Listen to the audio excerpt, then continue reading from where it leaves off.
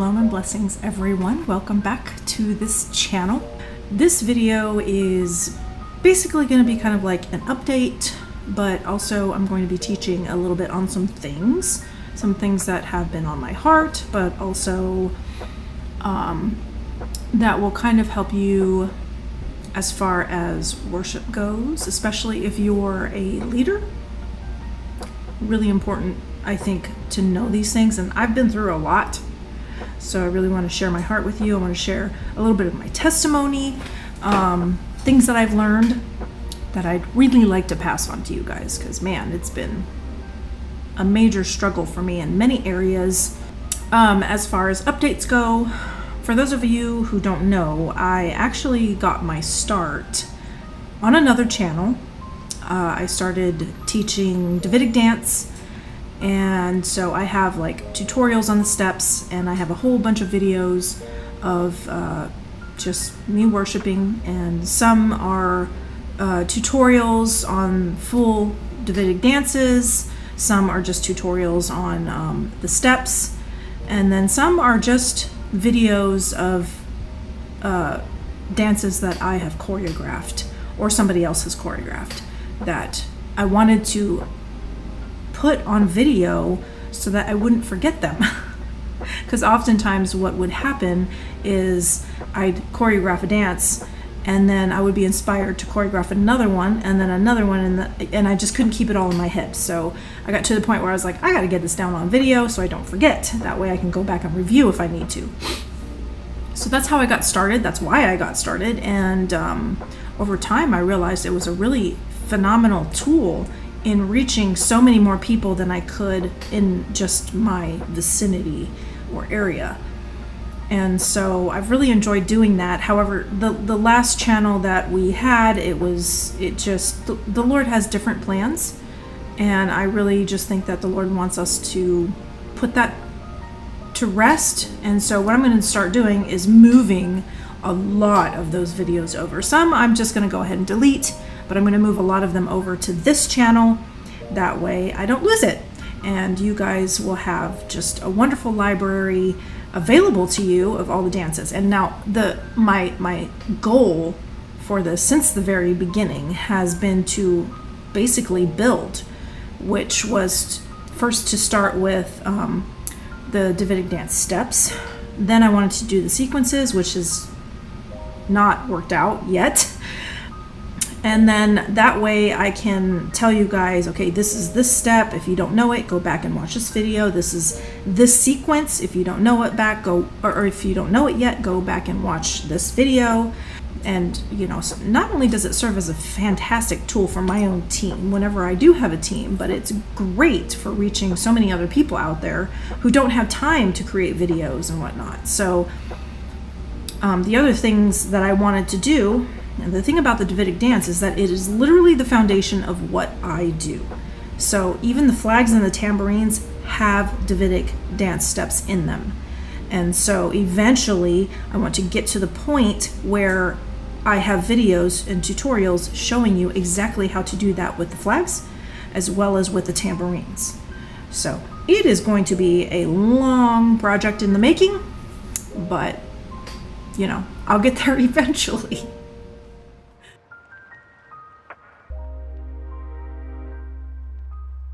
I really wanted to share my heart regarding worship. There's a lot of things that I've already known that I was taught years ago, but also things that the Father has been teaching me and taking me deeper as far as, the worship and where our hearts really need to be when we present dances to people. Now, first things first, I absolutely do not like calling our worship or like whenever we do a dance, a choreographed dance, I do not like to refer to it as a performance, because it's not a performance. This is not for entertainment. This is worship. So what we call it is a dance offering, because we are offering it to the Father. Also, I sort of slipped up just a minute ago. I said we're presenting it to people. That's actually not what we're doing. We're presenting it to the Father. Now, obviously, we do bring it to the people, but the reason we do that is we're acting as vessels to bring others into worship with us, because not everybody can dance, not everybody can sing, not everybody can play an instrument. So anybody who is a worshiper at heart, their jobs is to help bring all of the people into the throne room of Adonai. So we do the same thing as dancers. It's no different than somebody who is a vocalist or an instrumentalist. So one thing that is very important for everybody to remember, especially if you are in leadership, we have an audience of one. So when we're worshiping and we're presenting a dance offering, the people who are watching, they're actually worshiping with us. They may be watching us, and they're not like participating in a physical manner, but they hopefully are spiritually. That's what our job is, for all of us to be participating together in a spiritual sense in worship. So while we may be on the stage and then there's all those people out there in the audience, we're actually working together to be up there with the Father. So just remember, audience of one. It does not matter where you are on the stage, whether you are front and center so that everybody in the audience can see you, or way in the back and nobody can see you. What you need to remember is that the Father is up here and he sees it all from this perspective. So to him, everyone is in the front. Everyone.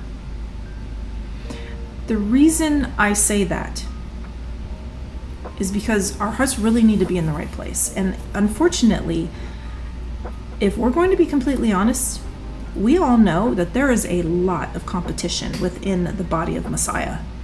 And we need to stop doing that. This is not a competition. You know what it reminds me of? It reminds me of my children who get angry at each other because, I asked them to do a certain project and they turn it into a competition. And it's like, no, I finished it first. No, I did this and I did that. That's what we sound like when we turn it into a competition. And you know what? I would get really frustrated with my kids. Like, I'm not judging how it's done. I'm not judging who finishes it first. I just want it to be done, okay? And that's exactly what I think when we turn our worship into competition. It really nullifies a lot of things about it. It makes it a lot less meaningful, and honestly kind of turns it into a drudgery for everybody. It's very frustrating. It brings in a spirit of a lot of different kinds of spirits, I think, that are not meant to be there. We want to please our Father. We don't want to upset him to where he's rebuking us when we bring the worship to him.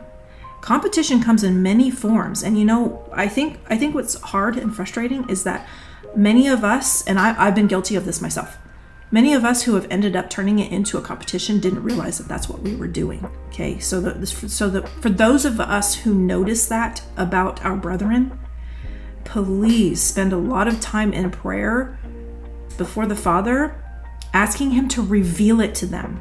It's a very delicate situation, right? Please don't go rebuking each other about competition. Please don't do that. Go to the Father. He knows how to reveal it to us. He knows how to tell us. So go to him, take your pleas and your petitions to him, sit back and watch and see what happens. But as for yourselves, just be sure you're not turning these things into a competition. It can be really easy to do. Okay, next, be careful not to turn worship in any form into a religious ritual. Worship is about intimacy, okay? Yes, rituals are a thing. The Father has his rituals, but the question is, are you doing it for the right reasons? It's very subtle. It's almost scary how subtle it is. So here's the difference when you turn it into something like a religious ritual. When we do that, we're only doing those rituals out of obligation. We're not doing them because we want to. Our hearts are not in the right place. So we're not doing it because we want to show the Father that we love him. We're doing it because we feel like we have to. You see how subtle that is? That subtle difference? And the Father is not pleased with that. The reason I know this is because as a wife, whenever my husband does something for me out of obligation rather than doing it because he truly loves me and he wants to do something for me that makes me feel loved, I don't like it. I don't want him to do anything for me out of obligation because it's his husbandly duty. I want him to do things for me because he wants to and because he loves me. Very subtle. So pay attention to that. If that's something that you've never heard before, think about it. Take that to the Father. Ask him, to show you what that looks like and the differences and whatnot. It's taken me years, really, to understand it. I didn't realize I was doing that for a while. And it, there have been times where it has ebbed and flowed for me, where there have been times that I'm truly doing things because, it's what the Father wants and I want to make him happy.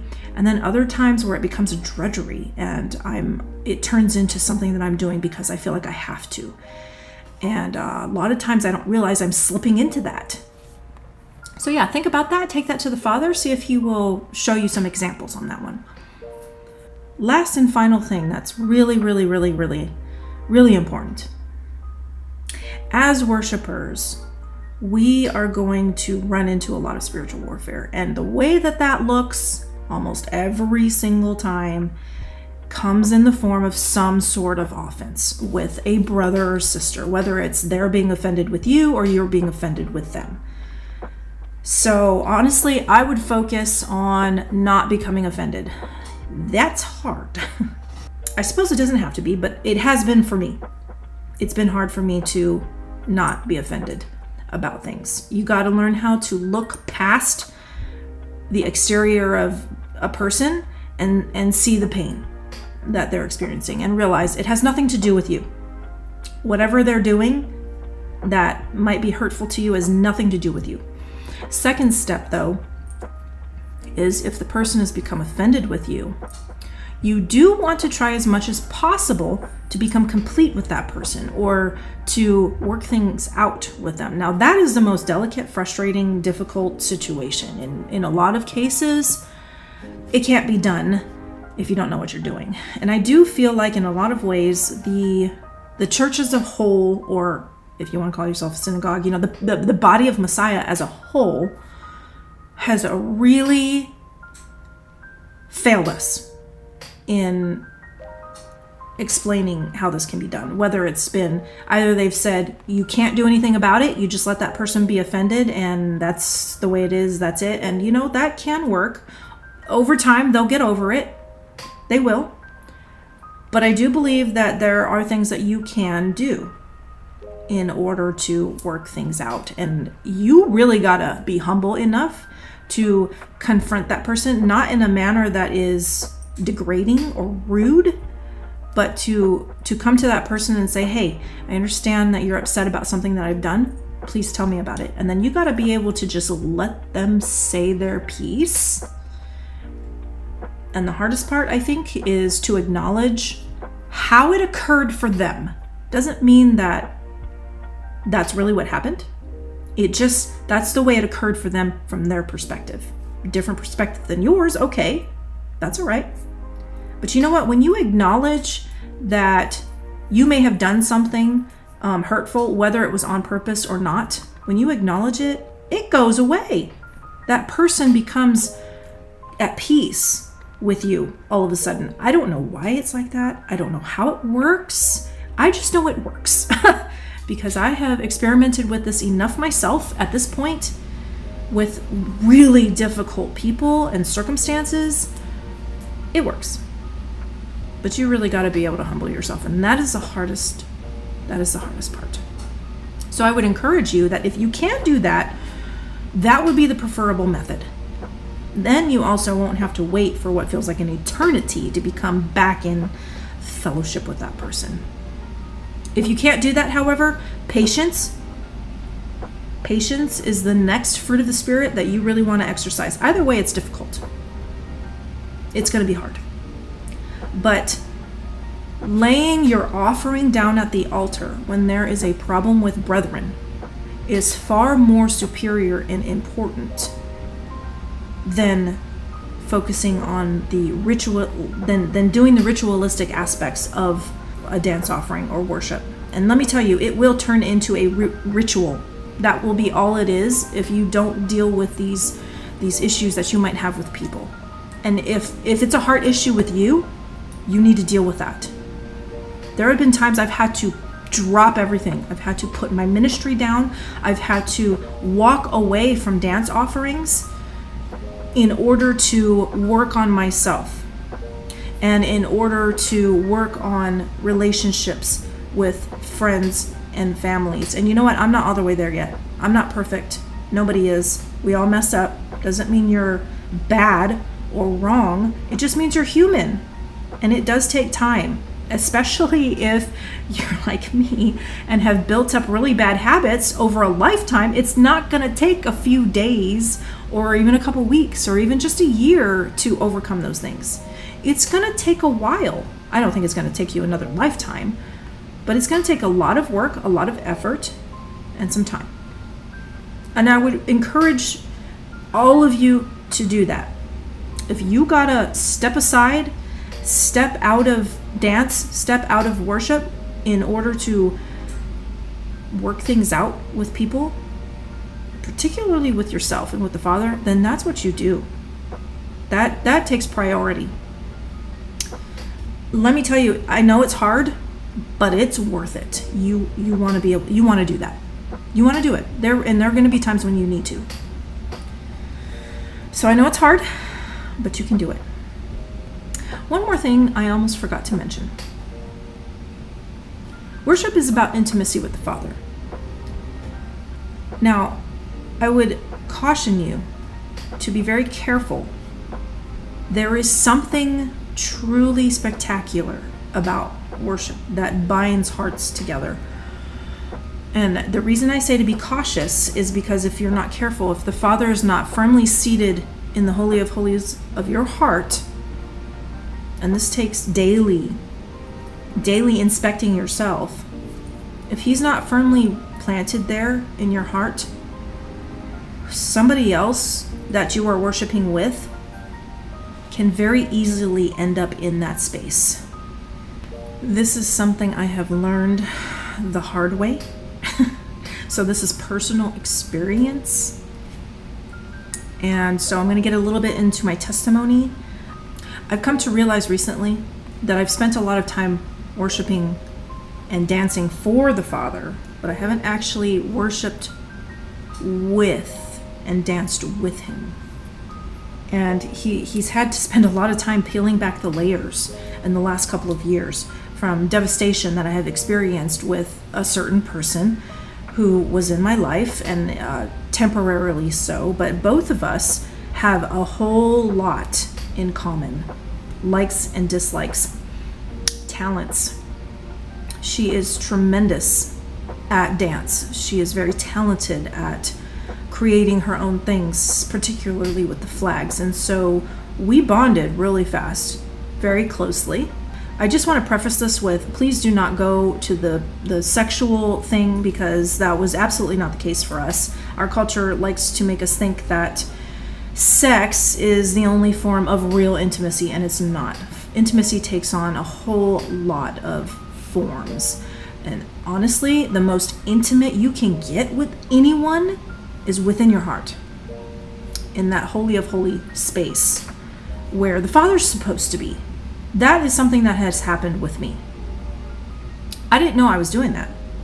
I did not know I was putting that person in my heart, in that place. I didn't know I was doing that. It just kind of happened. So I had to learn the hard way, and I ended up losing her. And it was honestly the most painful thing I have ever experienced. It was very traumatic. And man, I thought that a man could rip your heart out. No. A friend, a close friend, a bestie. might actually do more damage. I don't know. But it was extremely painful for me, as mentioned. And it's taken years for me to get to this place where I finally understand why the Father allowed it to happen, where I went wrong, and why it was so painful. Because I had her in the wrong place. I did not have the Father in the right place. If I had him in the right place, it wouldn't have been so painful. In fact, I honestly question if it would have happened at all. Because the Father has told me that he is very jealous for me and he was not willing to share her with me. Like I said, I didn't know I was doing that, and I struggled with him telling me that for years. I didn't understand it. Until now, finally, having healed me from so much trauma and shown me my own sin, I've overcome so much in the last couple of years as a result of that one painful instance. Now I know. So I'm sharing this with you guys to be very careful when you're worshiping with others, because that is a real possibility. And I used to think that I was bad or wrong for what happened, and I realized no. And the Father has never condemned me for what I've done. Yes, he was disappointed and hurt, but he truly is merciful and loving. And really, just have the words of Yeshua. Go and sin no more. That's it. So I really hope this helps you guys. I hope it speaks to your hearts.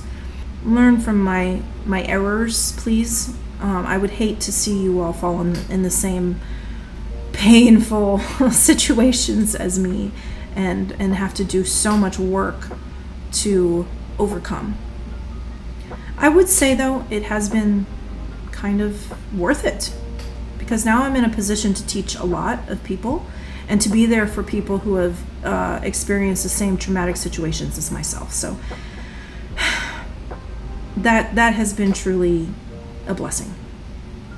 So again, we are going to be moving a lot of videos over, and so enjoy the ride. And these videos are old. So don't judge me, please. This was when I was first getting started. So it's definitely not as pretty as how I have my videos now, because now I have a lot of experience under my belt as far as editing goes. So yeah, don't make fun of me. Anyway, I love you guys, and you guys be blessed. You are truly phenomenal worshipers. You are. You're doing good. Even when you stumble, just keep on getting back up. Don't give up. Keep going. Love you guys. Be blessed.